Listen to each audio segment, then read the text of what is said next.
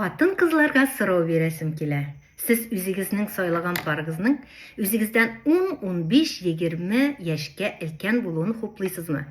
Бергә яши башлагач фикер каршылыклары туар, бер-беребезне аңламабыз дип курыкмыйсызмы? Минем тыңлаучым, язылышым Гөлчәчәк ханым үзенең тормыш тәҗрибәсе белән уртаклашып, миңа хат юллаган. Аңа 20 яшь вакытта ул бер егет белән таныша. Ул егет анардан 13 яшькә зур өлкән була. Алар матур гына очрашалар, бергә театрларга йөриләр, концертларга, кафеларда утыралар. 3 ел вакыт күз ачып йомганчы уза да китә. 3 елдан соң егеткә өйләнергә кирәк, Гөлчәчәккә тәкъдим ясый. Гөлчәчәк, күпме булай очрашып йөрергә була? Мин бит инде синнән күпкә өлкән, миңа өйләнергә кирәк.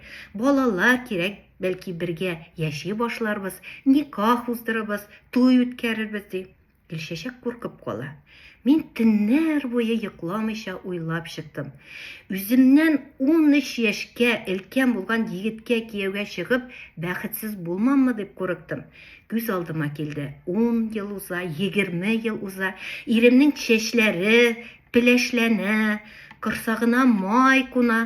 Ничек мин аны култыклап урамнарда йөрермен, ничек кунакка барырмын, мин яшь чибәр булып калырмын, минем ирем картайыр, бабай булыр, урынга калыр. Уйладым да 13 яшькә өлкән булган егетемә мин сиңа кияүгә чыкмыйм дип җавап бирдем ди. Дөрес эшләдем. Бераздан үземнән 1 яшькә яшерәк егетне очраттым. Аз гына очраштык та кияүгә чыктым. Тормышым гөрләп бара. Балалар үстерәбез. Бер-беребезне бик яратышып, аңлашып яшибез. Кызлар, киңәш итеп әйтәм, кияүгә чыкканда үзегездән өлкән булганга чыкмагыз. Бәлки, яшьтәшегезне табырсыз. Бәлки, үзегездән 1-2 яшькә яшь егетне очратырсыз ди. Кызык булып китте. Мин Гөлчәчәккә бернинди җавап яза алмадым.